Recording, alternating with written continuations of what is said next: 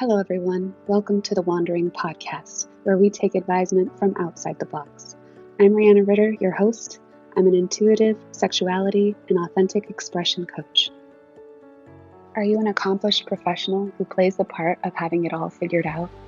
Who's strong for everyone else, but feels lonely, misunderstood, like you can't tell anybody the truth about how stressed you are, how not passionate you are about your life and all that you've created?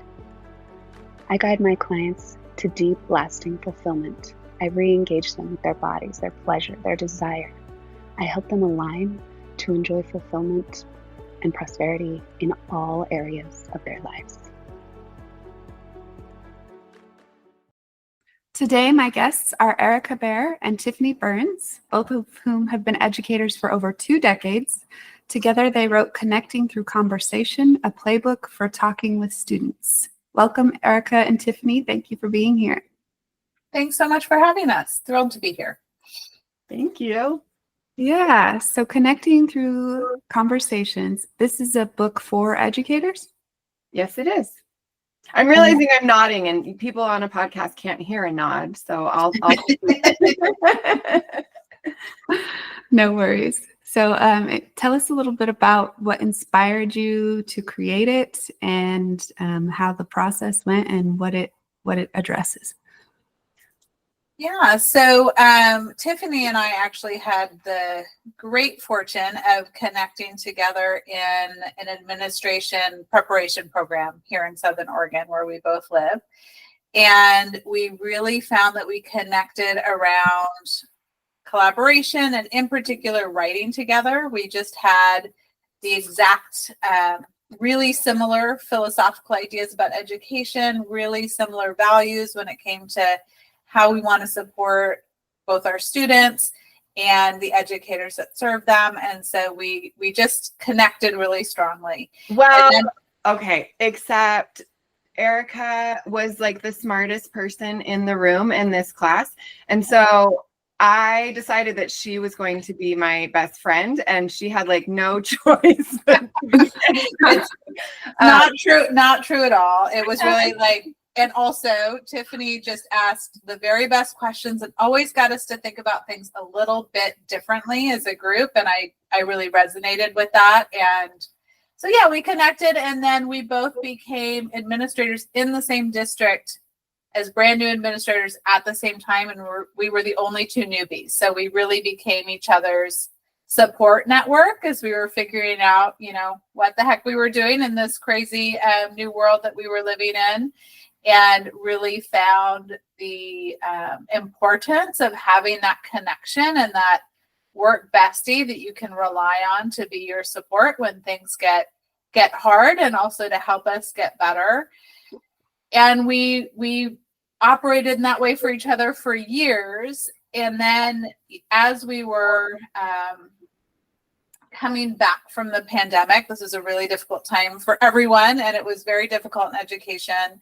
And we were particularly struggling because it really impacted some of the things that were so critical to us and our why with education. Tiffany, do you want to talk about that moment that we had? If I must, it was not a joyful moment. Yeah. So, as we were coming back from the pandemic, we still had all this like distancing to do with students. And so we couldn't have that really close connection, which in and of itself was really, really difficult for educators in particular. And I was the principal of an elementary school. We had the added bonus of rebuilding and getting a brand new elementary school, which was amazing. But to build during the pandemic was not amazing. It was actually the opposite of amazing. And then there wasn't a space for us to be in. So we moved our entire school into these like modular, like portable units on a field. This wonderful science museum let us use their field. And it was super tricky and really difficult. And there were just so many parts that were hard. And Erica came by she was a assistant superintendent at the time, and I was a principal. And so we were kind of doing like a walkthrough and problem solving what's going on. And, she's doing her, how can I support you? And we were walking my field, which I'm going to put like air quotes around. Like it was supposed to be our playground. It was not designed to be a playground. And it was full of these super pokey thistles that made it right where kids were supposed to play, like as a playground. And we were trying to problem solve like how to manage these thistles, which was like just almost an impossible situation. And Erica, I mean, my face must have just said how not happy I was. And so Erica looked over and she was like, how are you doing? And I said, I'm miserable. Like, actually, what I think I said is I'm in hell. Like, this is awful. I'm really, really struggling. I'm not liking my job. The teachers aren't liking their jobs. Like, we're feeling really ineffective. I was like, all I feel like I'm doing every day is putting out fires. This is really a challenge for me. And that was a private conversation that now Erica likes to share publicly. I really like to make her tell it too. It's more fun.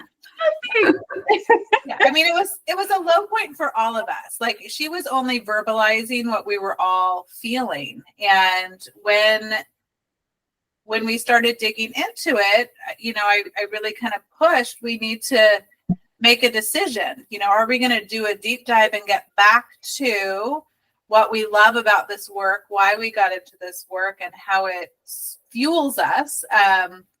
Or is it the wrong place? We can't be in a place that's not bringing us joy. And so happily, you know, we decided to do a deep dive. And when we were really examining what is it that's missing for us right now, why is it such a challenge? We went back to some of those core values that connected us, you know, back when we were in administrator school, in particular around connection, and that at the very heart of education is connection. And so how do we get back to a place where our students are feeling connected to each other, to the educators that are serving them? How do we support our educators in feeling connected to their students and also each other? And how do we bring back in the community that supports our kids? You know, we'd had to kind of interact with parents and families differently during this time. And so how can we reconnect? How can we bring them back in? And so we started doing that work. And what we found is as we were doing it, we were seeing such tremendous results for our students, for our the educators that we were supporting, for their overall well-being and joy in being at work. And so at that point, we're like, you know what? Actually, there was another funny moment, if I can tell one more story. Well, I don't know, Erica. What? I'll tell it this time. Okay. We were doing this work, and Tiffany had done like a pretty quick professional development with the staff that she supported at her elementary school. And they were like, you know, taking copious notes and taking it all in. And it was clearly really, really useful. And we were meeting after, and she said, this is the book we need. We need the book on how to talk with kids. And I said, oh, great. And I'm like the supporter. I do the things to help. So I went back to my office and I'm looking for this book. I thought she wanted me to order it for her staff. And so I'm looking everywhere. I'm like, I can't find it. And I text her. I'm like, who's the author? Like, I can't find the book. And she sends back, like, you know, she's a bit of an emoji user, like 15 crying faces.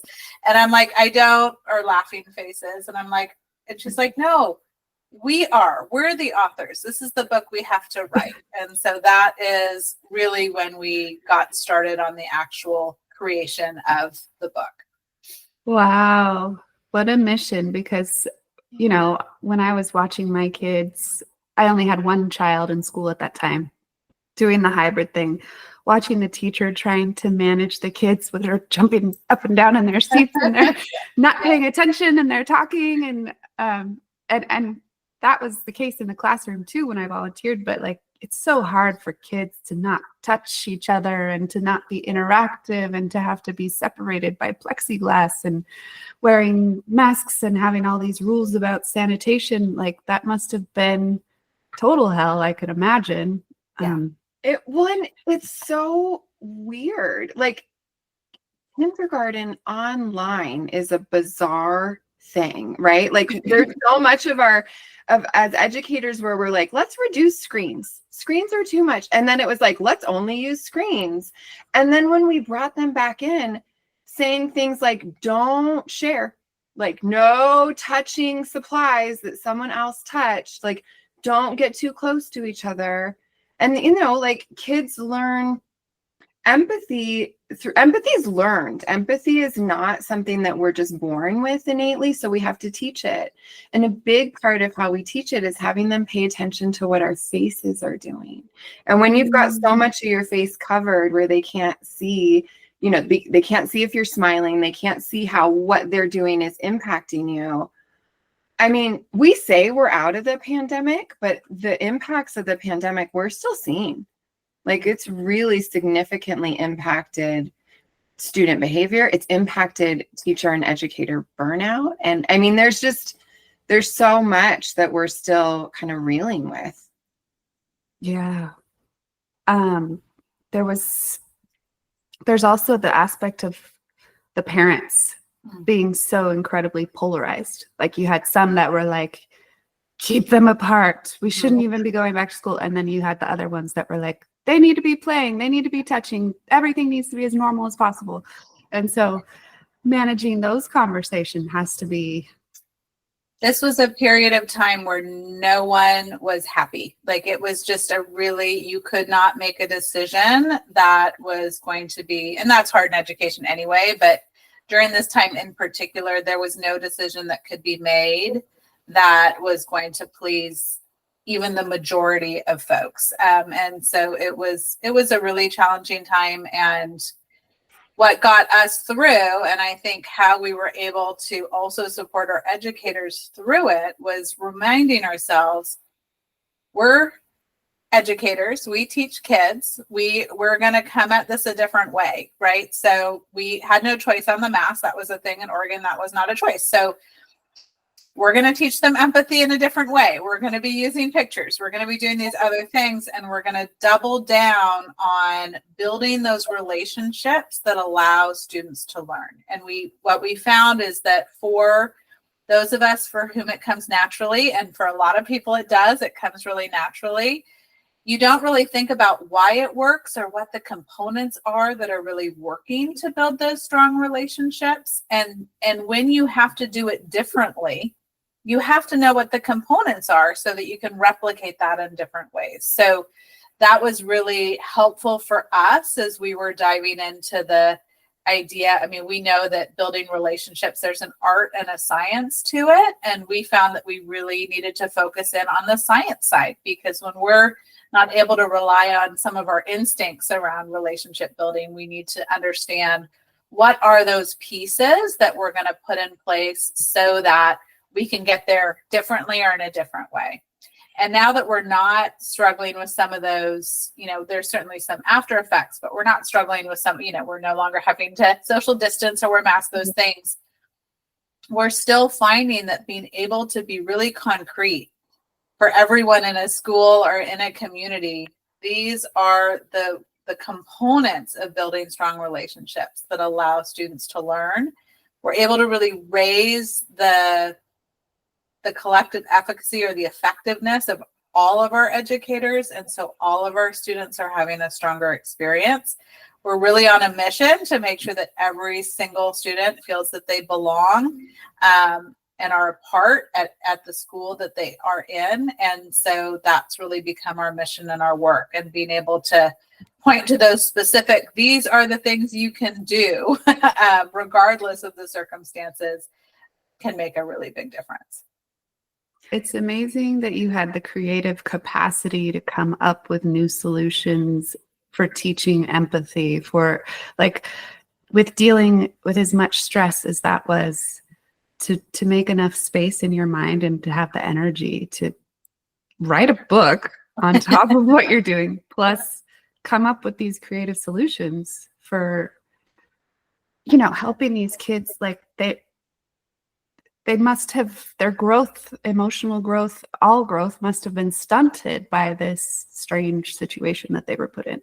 Well, and that's exactly true. And, we're educators, and Erica and I say all the time that like, if you went into education, it is because you deeply love and care for kids. Otherwise, why would you do it? Like, Yeah. you know, like what? And then we actually say in our book that if you went into education for a different reason, or if that doesn't resonate with you, like if you don't deeply love and care about kids, maybe this isn't your profession.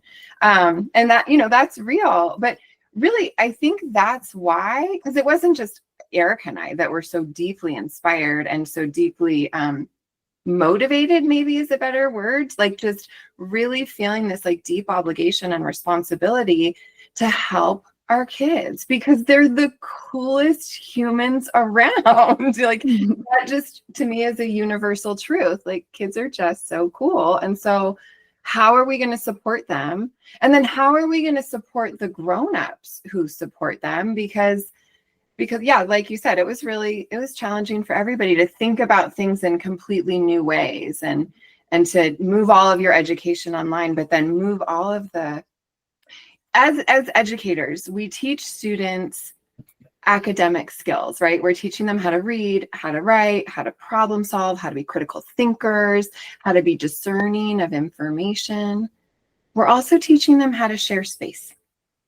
We're also teaching them how to have conversations with one another where they respectfully disagree. You know, we're teaching them how to have a discourse that allows for more open perspective and more connection. And that is not something that just happens on accident, right? Like, and it's not necessarily something that's being modeled right now. So we as educators, that's our responsibility. Like and what a great power that is too, right? Like we get to help model for kids how to communicate with others in a way that's going to build connection instead of break connection. So yeah, that is our mission.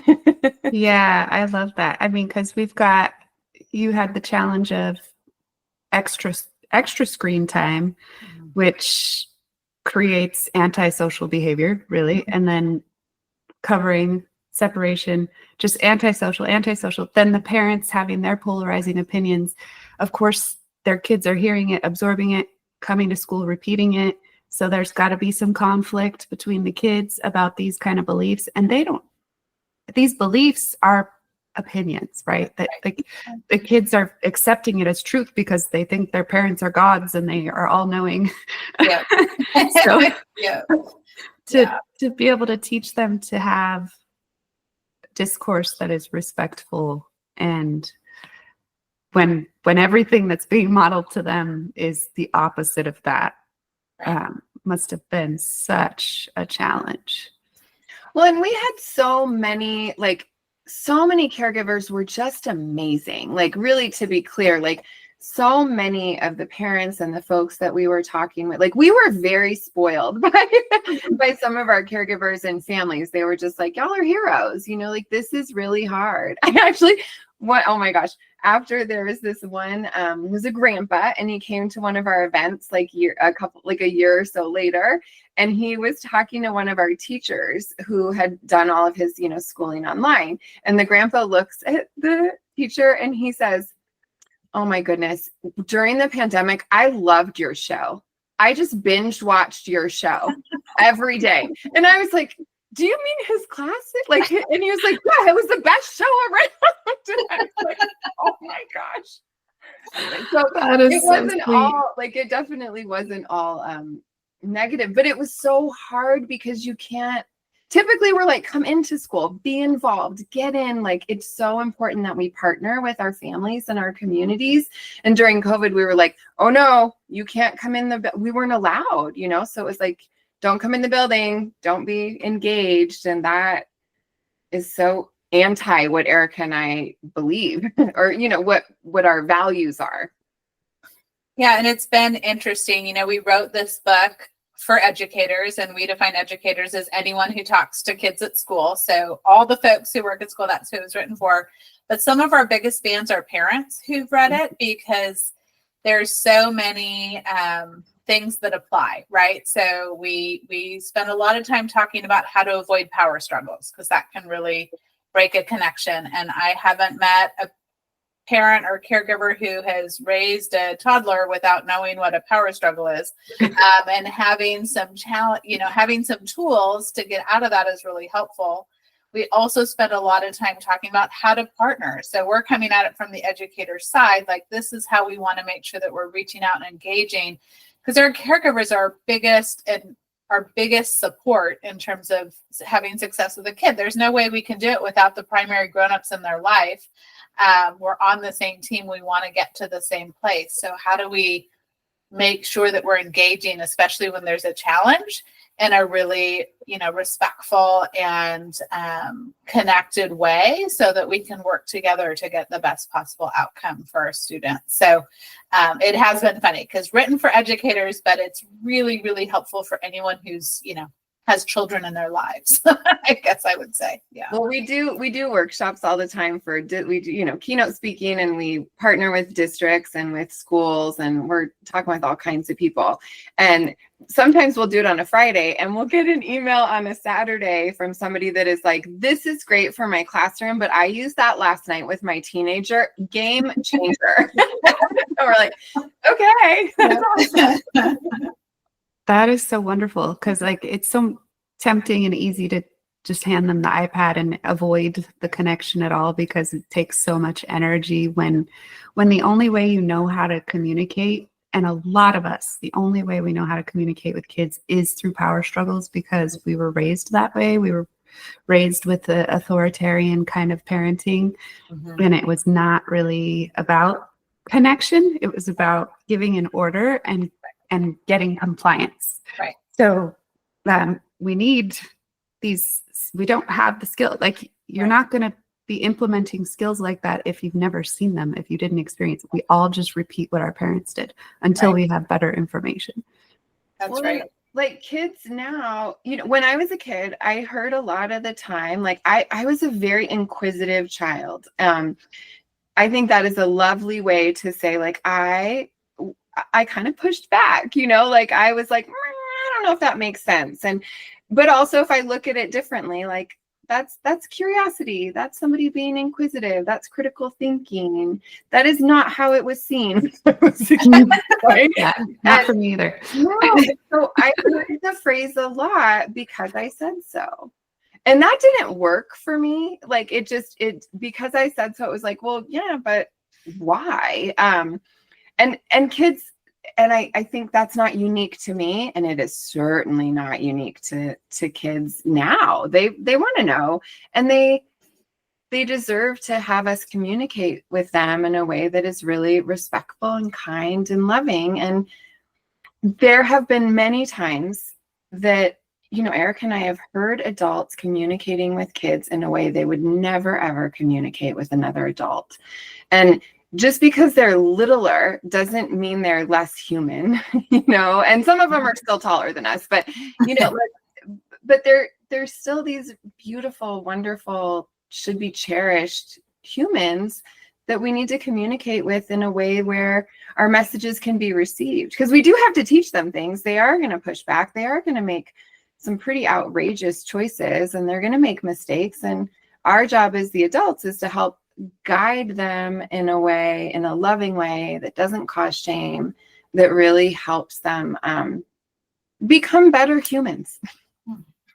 Yeah, so many of our parents, are kind of uninspired, burnt out.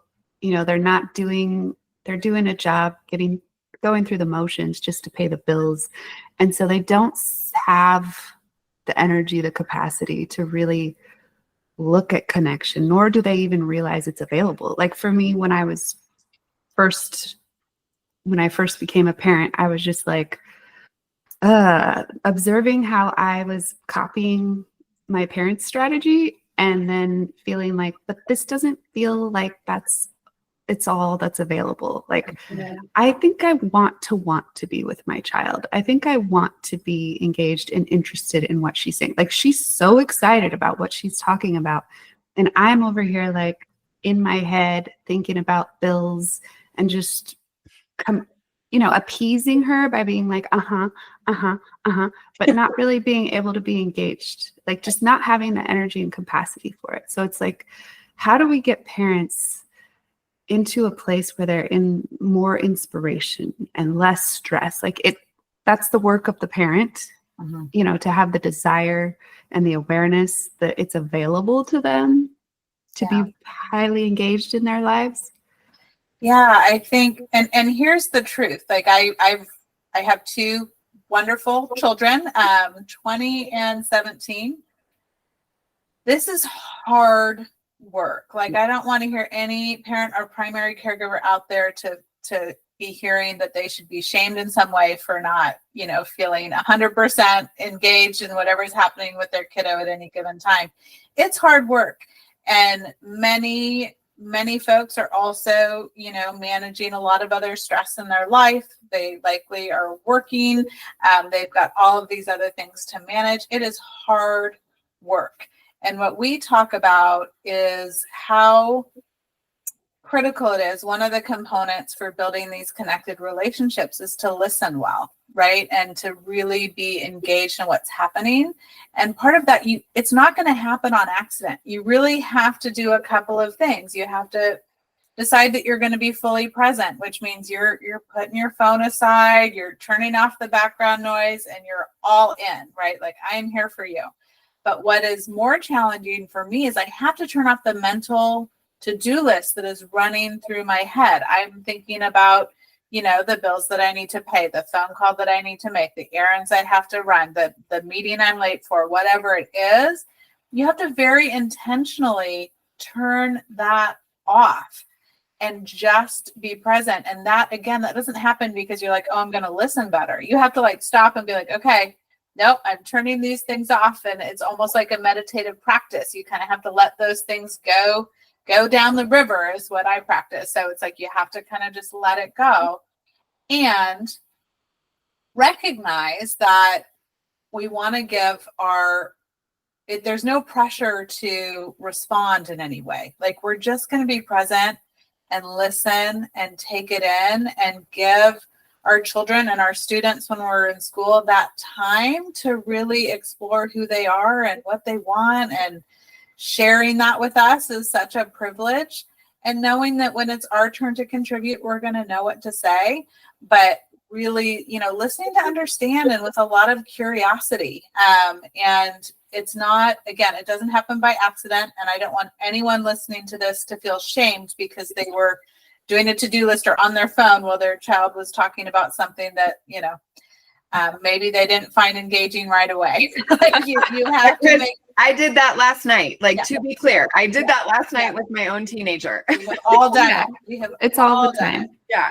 So, but it's an intentional practice because we were all raised in a way, right? Probably different for all of us, but raised in a way that we don't want to replicate 100%. Like, I was really privileged to have wonderful parents and I learned a ton.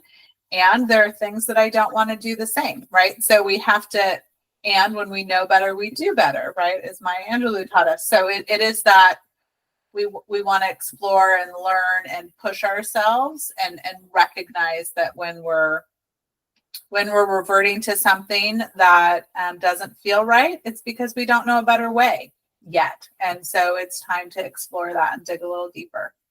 And folks need tools and strategies to do that.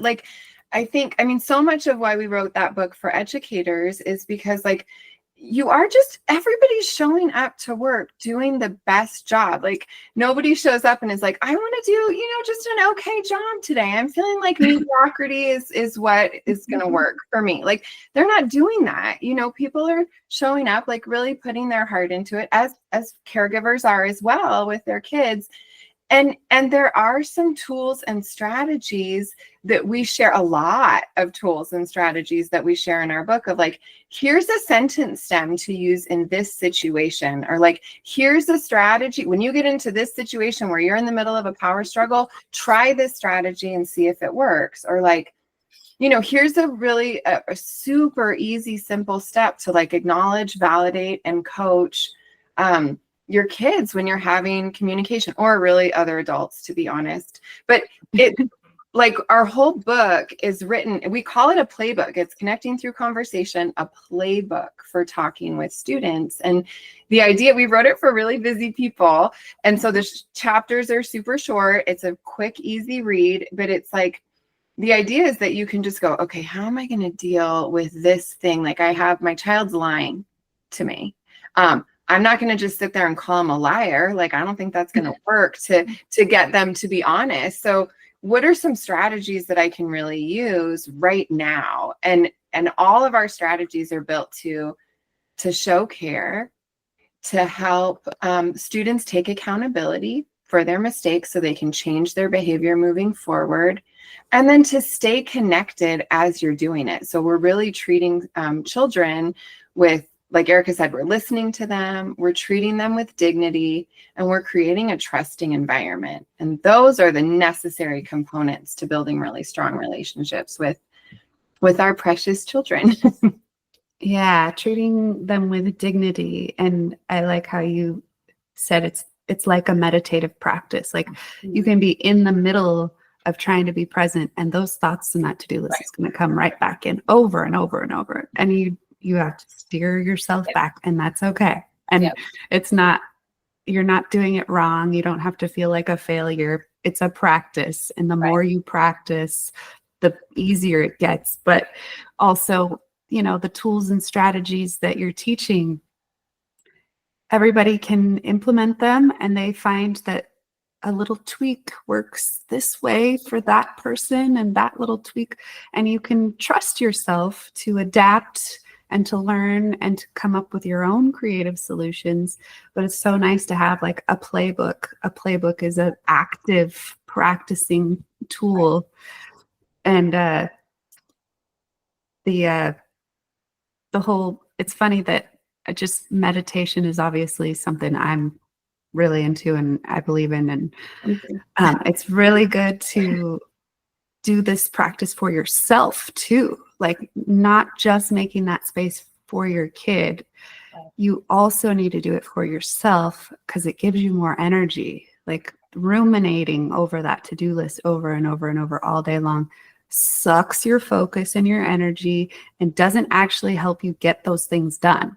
It just creates noise and chaos and stress, and it harms your body even. So if you can get into a state of practicing even 5 minutes of just letting that stuff come in and inviting it to move along, letting it come in and inviting it to move along, and then doing that practice in presence with your children, with other people, and with your spouse, with everybody that you're interacting with. Yeah, well, I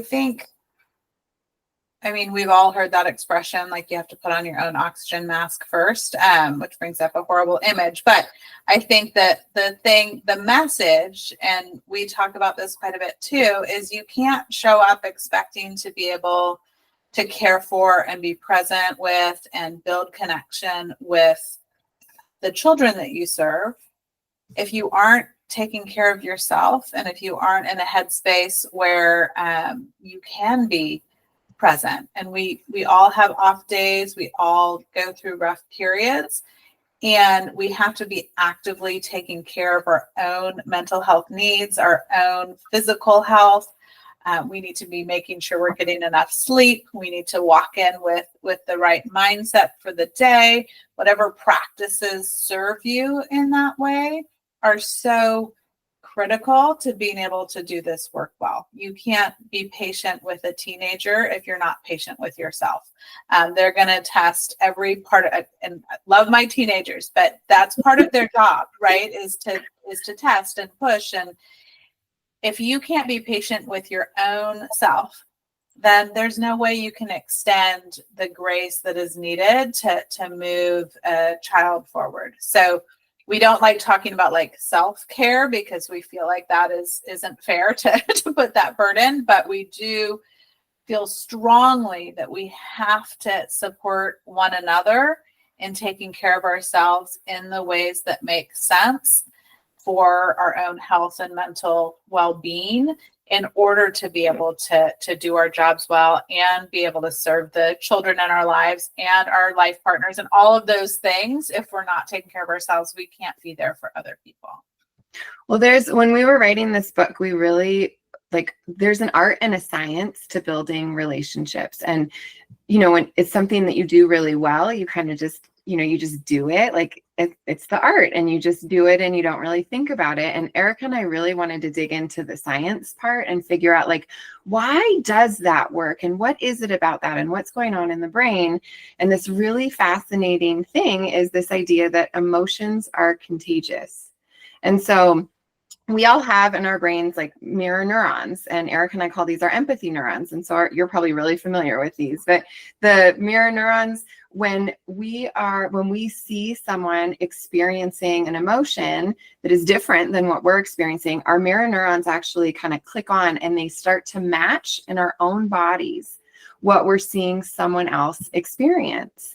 And so we're hardwired for connection in that way. So if somebody's really having a hard time and they're super angry, and maybe we were just having just a fine day, but they're really angry and complaining a lot, it's super easy for us as empathetic humans to pick up that anger and frustration. And the same thing happens when, maybe we're kind of in a grumpy mood and somebody comes in all excited and, really happy about something, and we picked up their emotion as well.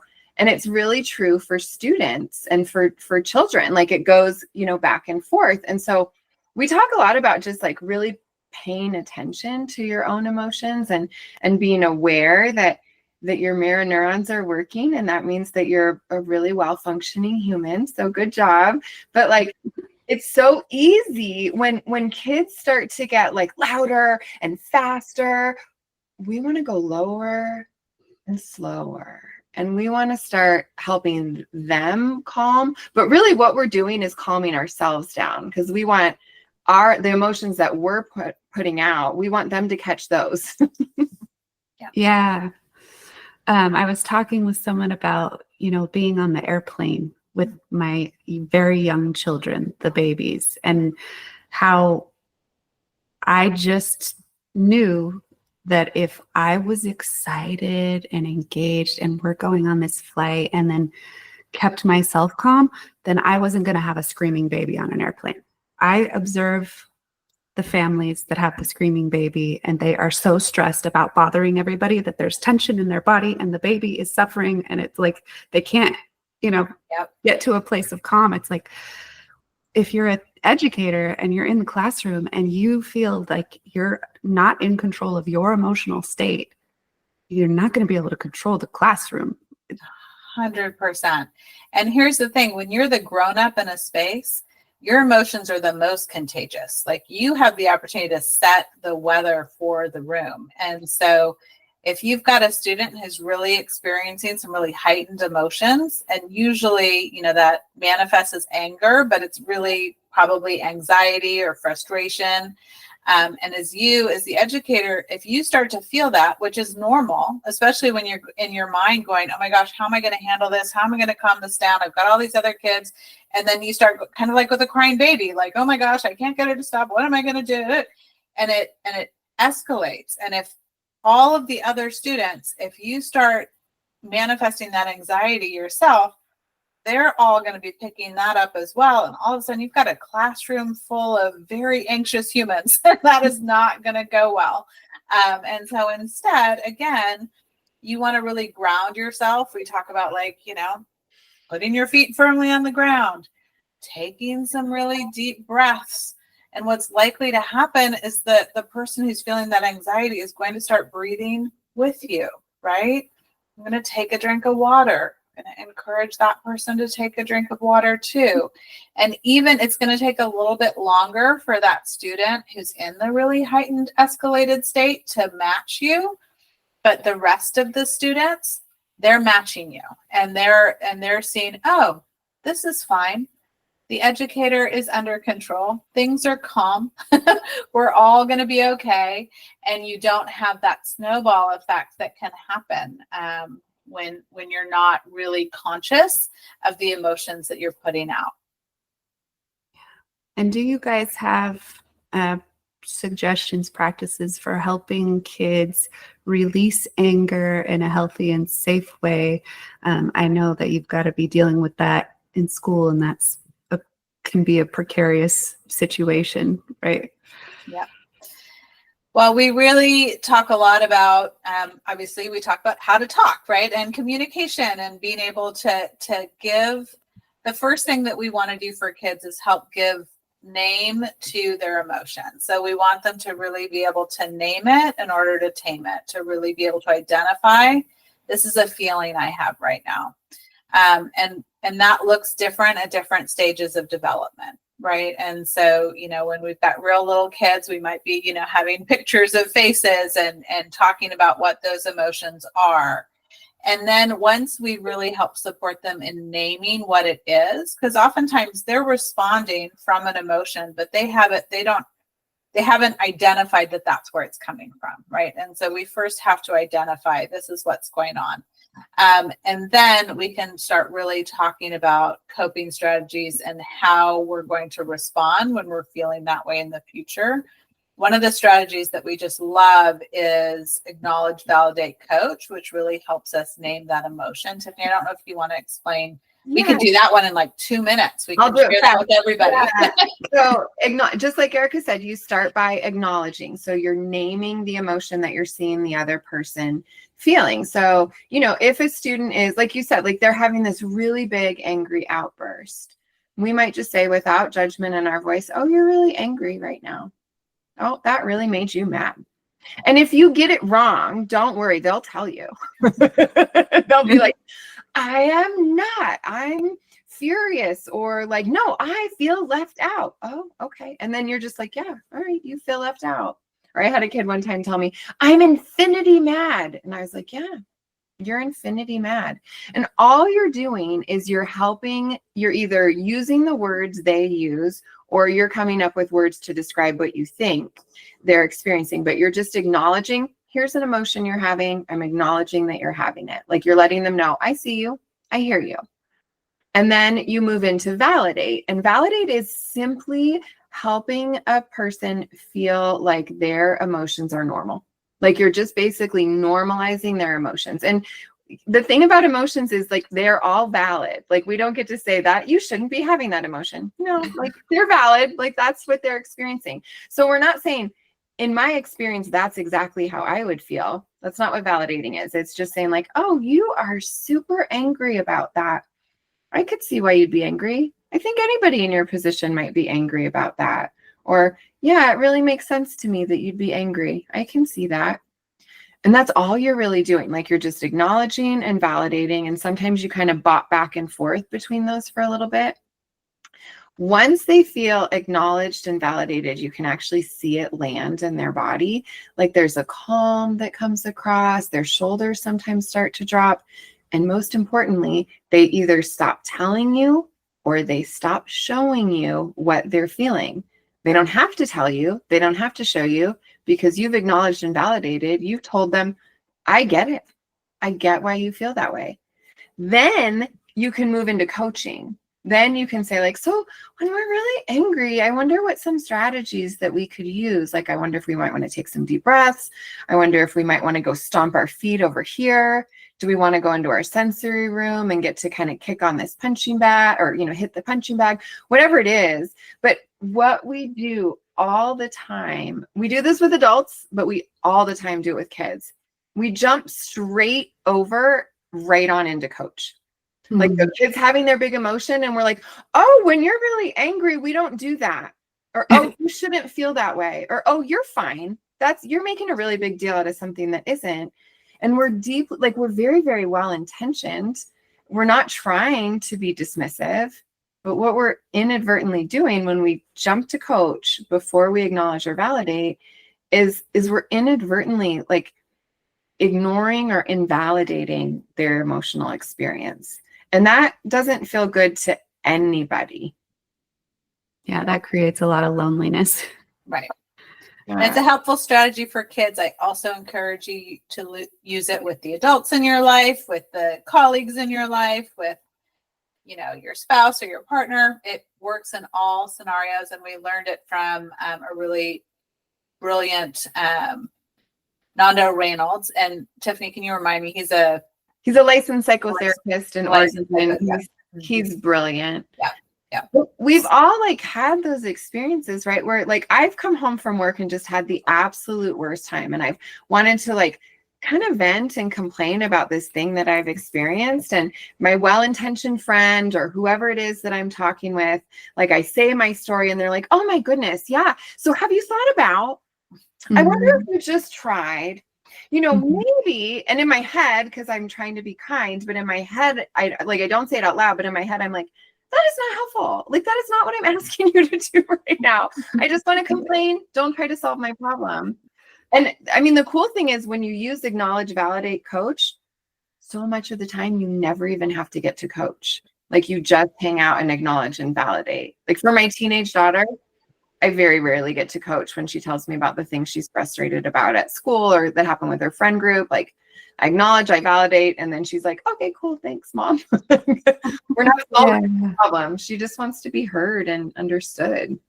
Yeah. In our circles, often we will say, you know, we do share circles, women's circles, whatever, when we're doing healing stuff. And we will say, okay, do you want reflection or do you just want to be heard? And the person gets to make that choice and decide for themselves.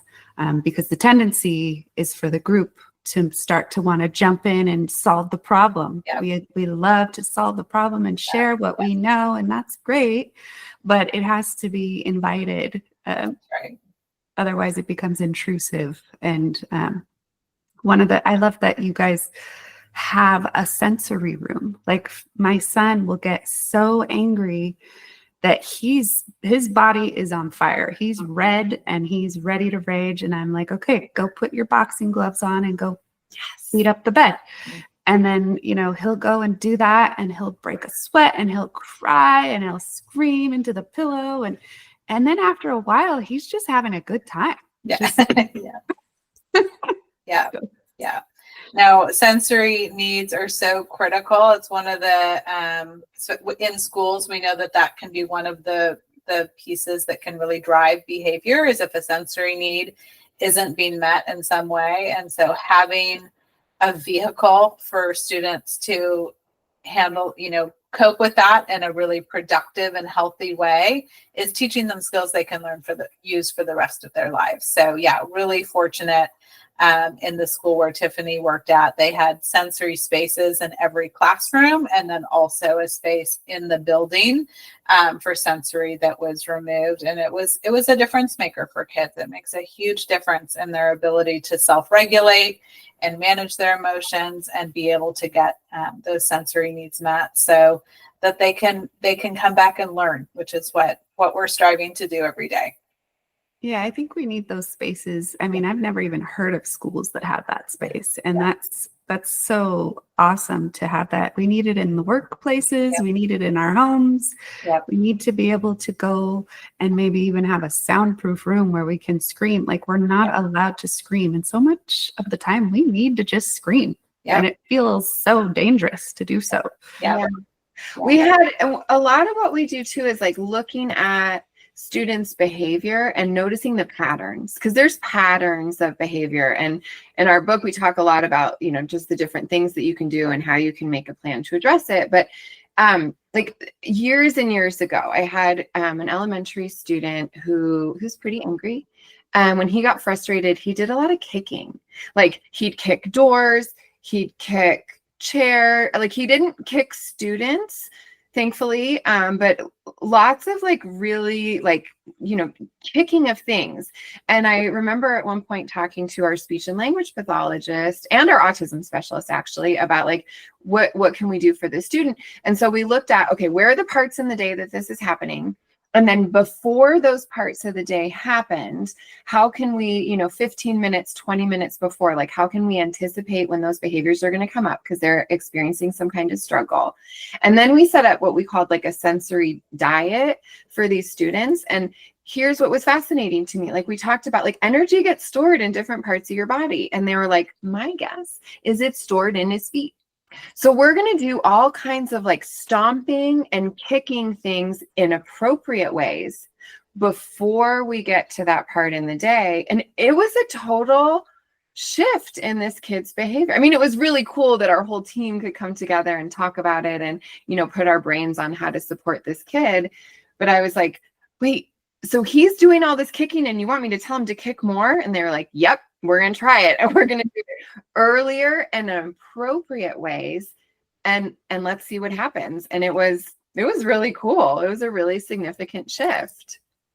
I love that you said, what can we do for this student to get there, to support the student, not to deal with this kid, not to get rid of him or make his behavior a point of rejection for the whole human, right? Yeah. Well, and I think you said earlier, like, it's just little tweaks, and that's exactly what this is. Like, Eric and I talk about all the time, like when we go do workshops or whatever, we're like, you're going to learn things today that you can put into place tomorrow or tonight with your own kids.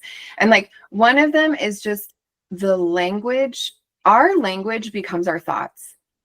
And so we have completely shifted from calling kids attention seeking. We call them connection seeking.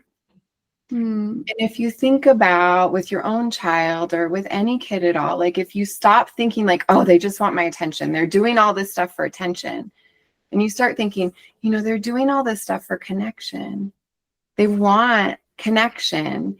Like, attention is something that you give, right? Like, it's taking something from me. But connection is something that we get to be part of. You know, it's reciprocal. It connects us. It makes us more on the same page. And when we think of it that way, the way that it changes not just how we talk about students and how we talk with students, but how we think about them and how we address, how we help support them through these challenging behaviors. Because we're the grown-ups. That's our job. Yeah. If I'm using the word attention seeking, I am in the energy of victimization. That's right. Right. Because I'm thinking that you're taking something from me that I have to give that I don't want to give. And I'm building resentment. Yeah. Right. Instead of intimacy and connection. 100%. And connection is mutually beneficial, right? We both want connection. I want connection with the student wants connection with me, or the students want connection with each other. And so it's a small language shift that makes a significant difference in how we're viewing not only the behavior, but the student. Well, it just feels better. Like when my kids were toddlers, they wanted a lot of my attention. But at the time, if I would have known, because they didn't know about it then, like if I would have been like, oh, they want connection from me, that actually makes me feel good as a mom, as opposed to feeling like you said, kind of resentful. Yeah. That's a big shift. I had a really hard time in the toddler years, like ages 2 to 6. I was like, you were not alone in that experience. No. But now, like, as the conversations are a little deeper, I'm like more interested. I'm more mentally stimulated. But yeah, if I had allowed myself to be in the energy of play, right. Then I could have had a more enjoyable time during those years.